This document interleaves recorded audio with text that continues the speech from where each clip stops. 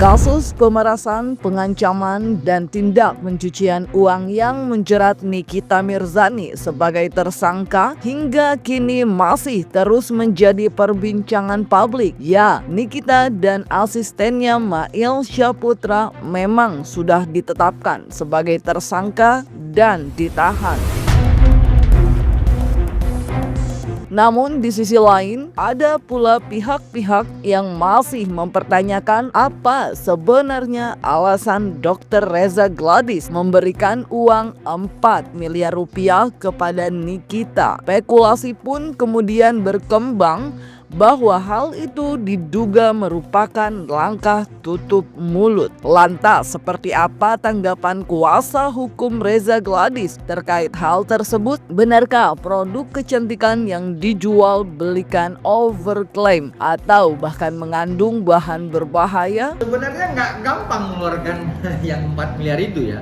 Itu banyak pertimbangan. Tetapi dalam beberapa publikasi di media, saya sering sampaikan bahwa klien kami tidak pernah takut terhadap review-review yang disampaikan oleh para tersangka di dalam media sosial. Ya, dia tidak pernah takut seperti itu. Tetapi ada narasi-narasi yang ditambahkan oleh para tersangka ini terkait pribadi klien kami. Contoh misalnya berlaku flexing, kemudian wajah abu-abu, kemudian banyak makan uang masyarakat kecil dan sebagainya gitu.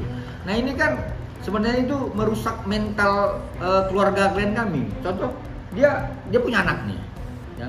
Anaknya di sekolah itu pasti teman-temannya dia nanya, hanya sebatas itu, nggak ada yang lain. Ya, tapi kalau kemudian ada yang memastikan dan menguatkan bahwa produk dari klien kami itu ilegal, kami berulang-ulang kali sampaikan, laporkan, ya. Ya, penyidik seperti yang kami sampaikan tadi, untuk alasan objektifnya ada bukti yang cukup, adanya beberapa alat bukti dan ada barang bukti. Kemudian penyidik juga punya pertimbangan yang subjektif. Nah, ini sesuai dengan KUHP semuanya, tata cara dalam proses penyidikan.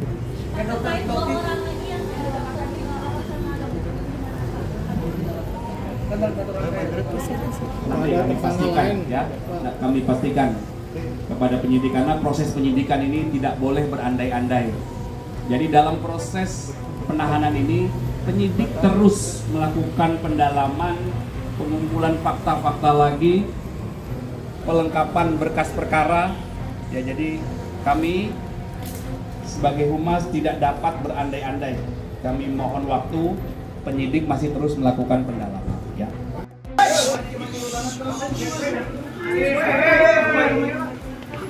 Ke dalam. Mail gimana Mail? I'm good, bagus. Kaniki gimana Kaniki?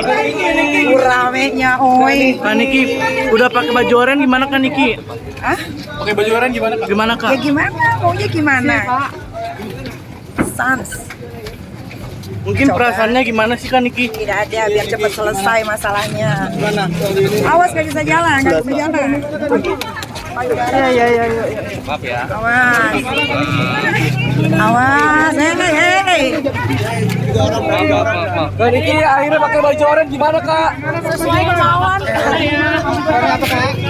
Di tengah kisruh huru hara skincare, selebriti sekaligus politisi Uya Kuya juga angkat bicara. Ia bahkan mengklaim telah mendapat laporan dari 4 orang yang mengaku korban dari sejumlah produk kecantikan. Namun yang mengejutkan, 2 diantaranya mengaku konsumen dari merek SS dan RG yang belakangan tengah ramai menjadi sorotan. Uya mengaku akan memfasilitasi para korban untuk melapor ke pihak berwenang jika masih terbukti bahwa produk-produk yang mereka gunakan mengandung bahan berbahaya. Oke, sekarang kita bahas skincare overclaim dan skincare berbahaya.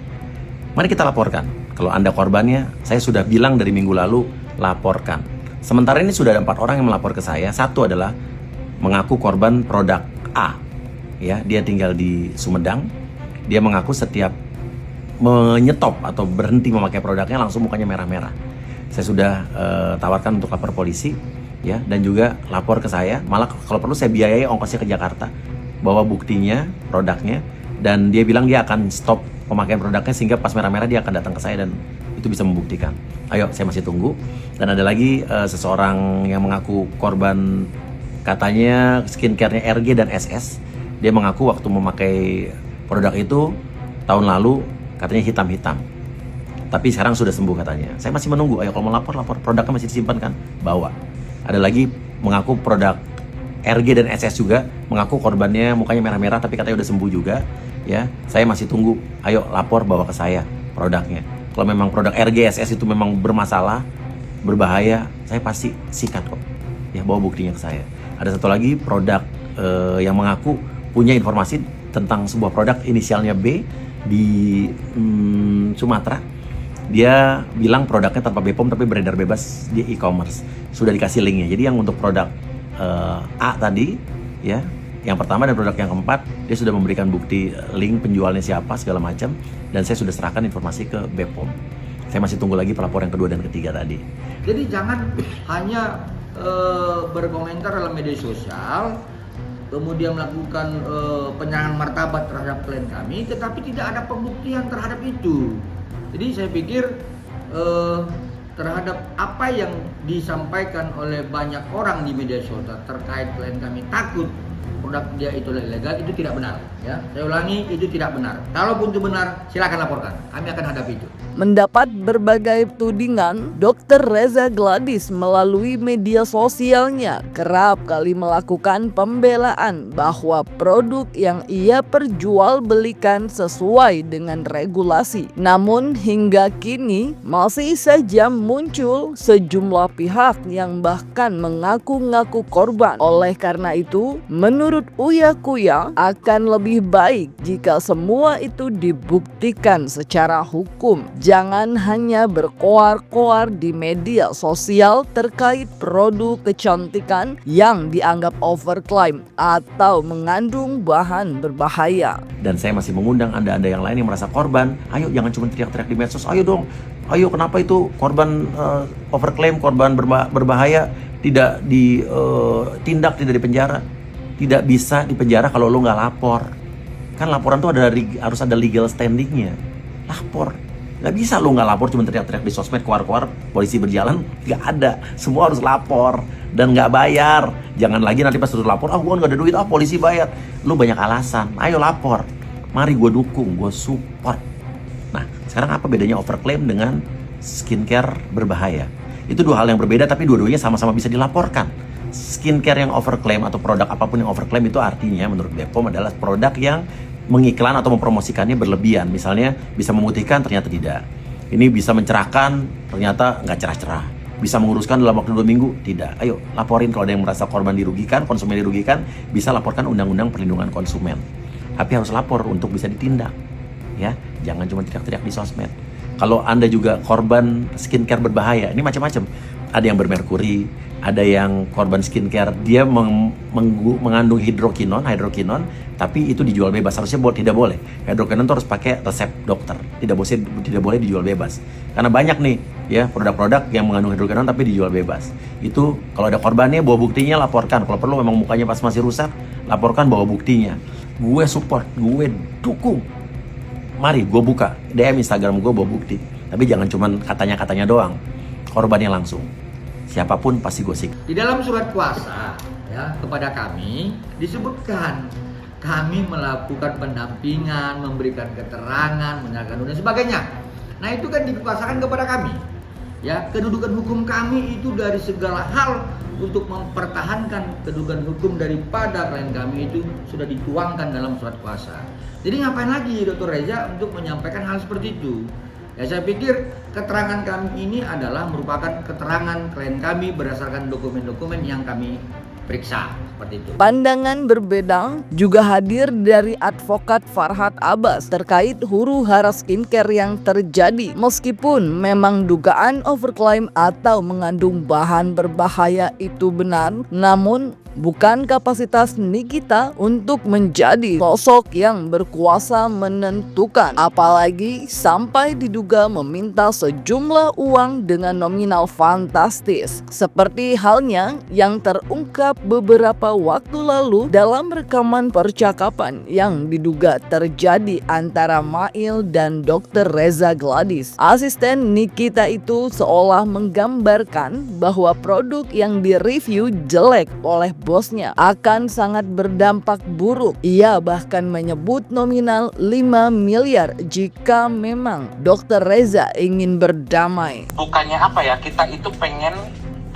memberantas semua skincare yang benar-benar tidak boleh atau yang abal-abal, yang tidak boleh diedarkan. Iya, aku setuju. Ya kan? Iya. Karena itu bisa merugikan semua. Iya, Nah, aku itu setuju. satu. Nah,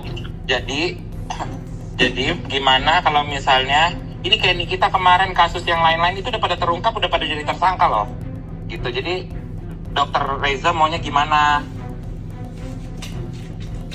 Mau Nikita tetap speak up atau gimana? Ya jangan lah, Mail, aku pengennya baik-baik. Aku bingung, aku pengennya baik-baik, ya gimana, ya aku pengennya selesai lah, Mail. Iya, jadi gini Dok, kalau misalnya emang pengen biar buat Nikita tidak speak up, Ya. sebenarnya kalau misalnya untuk silaturahmi itu tidak, kalau ini ya Dok, kita fair-fairan aja ya Dok. Iya, aku ngerti, tapi aku tuh canggung ininya loh, Mail, karena aku orangnya nggak enakan gitu, Mail. Oh iya, santai. Main juga sebenarnya ngomongnya juga nggak enakan, tapi tetep lah kan kayak manusia kan kalau misalnya mau ditutup mulutnya pakai apa? Pakai uang gitu aja sebenarnya. Iya. Ya, Gini, udah. jadi kalau misalnya emang Dr. Reza pengen Nikita untuk tidak speak up, bisa aja Dok, tapi nanti tinggal ini aja, kasih aja makanan gitu, istilahnya kan gitu. Soalnya kalau misalnya dia udah speak up terus Dok. Aku juga udah dibahas terus makanya. Nah ya kan, semua pada kena Dok, ini semua kena, jadi Iya. Ya udah, ya boleh, Mail, gimana ininya? Mail aturin aja, aku bingung. ya udah. Kalau kemarin sebenarnya kalau nyebut nominal nggak enak ya, takutnya gimana gitu. Tapi kalau misalnya tidak keberatan, Ya. Mail menyebutkan nominal, ya udah nggak apa-apa. Maksudnya kalau misalnya Mail nyebut nominal nggak apa-apa nggak? Ya nggak apa-apa, Mail. Aduh, saya tidak ini loh, saya jadi tidak nggak enak sebenarnya ngomongin nominal sih kalau di telepon. Tapi kalau misalnya Dokter Oki lagi, Dokter Reza, itu namanya dokter semua. Jadi kalau misalnya emang Dokter Reza pengen supaya Nikita tidak speak up, Nikita ada di side Dokter Reza, Dokter Reza udah tinggal kasih dia uang 5M, dah. Iya. Mulut dia tuh mahal Dok, gitu.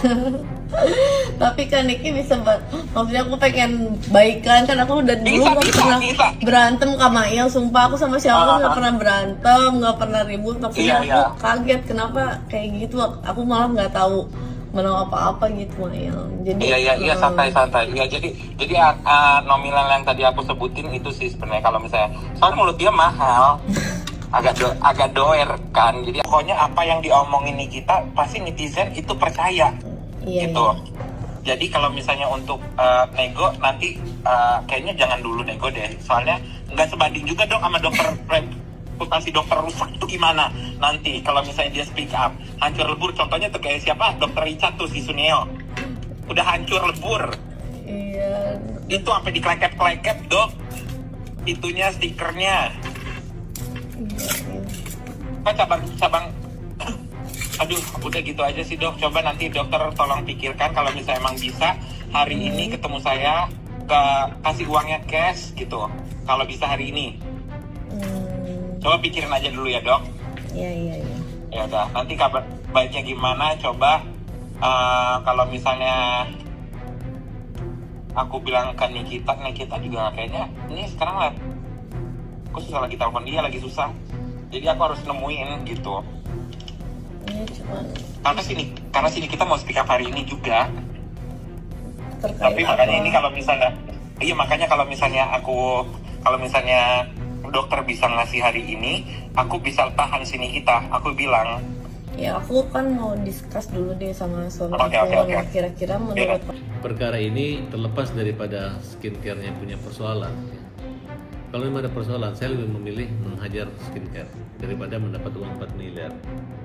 Karena mendapatkan uang 4 miliar hanya untuk mencari penghidupan dan sebagai mata pencarian, apalagi ada beberapa informasinya yang terkait dengan itu yang dilakukan oleh sejumlah oknum tertentu yang berantai, bersekongkol, konspirasi mafia. Polisi, kejaksaan, hakim yang memiliki kewenangan saja yang menerima suap itu dipenjara, ditangkap. Sedangkan Nikita Mirzani tidak memiliki kewenangan, tidak memiliki pekerjaan dan kekuasaan untuk menerima uang sebanyak itu. Kok bisa gitu? Nah, inilah yang kita katakan buzzer, ratu dan raja buzzer di situ, yang dia menjadikan dirinya seorang preman atau mafia yang mendapat jatah preman. Jadi mulai diawali dengan Oki, dokter, kemudian dengan Mail. Mail itu sudah sangat profesional, cuman bodoh-bodoh blow on, pintar-pintar bodoh. Jadi dia sudah mengatur, sudah tahu ya. Oh, saya nggak enak kalau mau bilang langsung dalam waktu sekian menit, tempo beberapa menit saya mereka udah bisa menentukan jumlah uang senilai 5 miliar. Mulut mahalah, ya kan? Kemudian memberi beberapa contoh alternatif bahwa siapa yang di-review oleh Nikita akan hancur sampai dibagus-bagusin. Sayang sekali ya kalau seorang artis mendapat penghasilan seperti itu. Dengan saya pikir saya cari-cari lagunya Nikita Mirzani di pasaran nggak ada lagunya tuh. Filmnya kagak ada juga, cuman mainnya ribut, berantem, masuk penjara, keluar masuk, kan kita seperti itu. Aku nggak ada masalah sih di review. Apapun itu karyaku, mau di review, mau dikomentarin, aku nggak ada masalah. Cuma aku pengennya kayak gini ya. Kalau kita nge-review, komentarin, jangan ada tendensi jelek. Kalau misalnya, aku nggak ada masalah, aku kan tukang review. Jadi kalau misalnya di review boleh nggak? Boleh. Tapi yang jelas jangan ada tendensi. Kalau kamu 78 kali kontenin orang itu namanya sudah tendensi. Kalau kamu setiap hari kontenin orang itu sampai ke hal-hal pribadinya, itu namanya tendensi. Tapi kalau kamu nge-review produknya, ini jelek, ini kurang bagus, ini packagingnya kurang cantik, ini dalamnya kurang bagus, nggak ada masalah, aku nggak sakit hati sedikit pun. Silakan, ini bagus, ini jelek, ini kurang, ini sangat bagus, nggak apa-apa. Bagiku sama saja. Kalau jelek aku akan buat lebih bagus, kalau bagus aku akan buat lebih bagus lagi. Yang penting nggak ada tendensi, itu aja sih. Apa ada tersangka lain dan Ya, apa ada? ya nanti masih dilakukan terus pendalaman. Ya. Ibarat pepatah, tidak akan ada api jika tidak ada asap. Begitu pula dalam kasus yang menjerat Nikita, nama Dr. Oki pun juga ikut terseret. Pasalnya sempat beredar rekaman suara diduga terjadi antara dirinya dan Reza Gladys. Dalam percakapan itu, Dr. Oki seolah mengusulkan kepada sang sejawat untuk lebih baik berdamai dengan Nikita. Ia bahkan menjadi perantara yang menghubungkan Reza dengan Mail. Hal itulah yang akhirnya membuat publik menduga-duga bahwa ada permainan bawah tangan. Tak hanya itu, Doktif yang juga dikenal dengan konten-kontennya mengungkap produk skincare yang dianggap overklaim dan mengandung bahan berbahaya ikut terseret. Bahkan kuasa hukum Reza Gladys sempat menduga keras bahwa adanya jaringan mafia dalam dunia skincare di Indonesia. Yaudah, jadi menurut aku ketemu aja, silaturahmi aja. Iya, aku gitu. ayo, ayo. Gitu. Cuman aku lihat aja Sela Sokia kayak gitu. Gimana dia seaman-amannya sekarang, padahal lebih parah dari Teteh kan kayak gitu. Kalau dia memang not detected buat di Henny kayak gitu. Karena life seenaknya, orang sudah lupa gitu. Terserah lah orang mau bilang cari aman.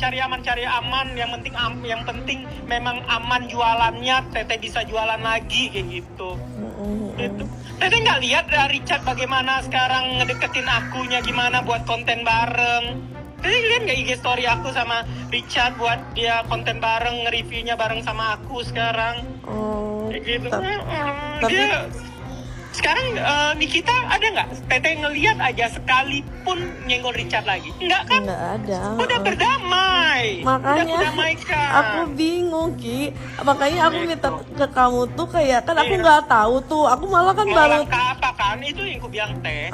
Teteh mau sampai kapan nggak jualan? Ku bilang gitu. Aku sebagai pelaku bisnis juga Teh kayak gitu. Kita harus menghidupin ini kan pegawai-pegawai kita kan kayak gitu. Mau sampai kapan Teteh berdiam diri? Aku yakin Tetehnya mau mulai keluar dari sangkar untuk mulai lagi, tapi kan takut diserang lagi ini lagi kayak gitu. ya, Tapi mau makanya aku sampai tuh mau kapan? nelfon ketemu kamu tuh mau Ki, kira-kira nih produk aku keluarin, ngerti gak sih? Kan kamu yang dekat sama aku tuh dari estetik lah, cuman kamu kan maksudnya. Iya Jadi, benar. yang Dan takut Teteh itu harus ketemu dokter, harus iya ketemu dokter kayak gitu. Terus Harus ketemu dokter. ya jadi gimana, Oki bilangin aja ke Mail atau tolongin aku. Ini deh, maksudnya. aku ya udah kita video voice call bertiga sama Boleh, Mel. Aku boleh. gak mau Teh, nanti kalau aku ini walaupun aku yakin sama Teteh itu tidak mungkin sekali membalikan fakta ngarang-ngarang cerita, tapi aku sudah takut sama sama si Ono itu ngarang-ngarang cerita, jadi lebih baik Teteh langsung aku telepon sama Mail gitu. Iya, boleh, Ini boleh. ya, aku ini ya bertiga. Jadi tadi Doktif menyampaikan bagaimana sih Doktif itu mereview sebuah skincare. Ada nggak sih data?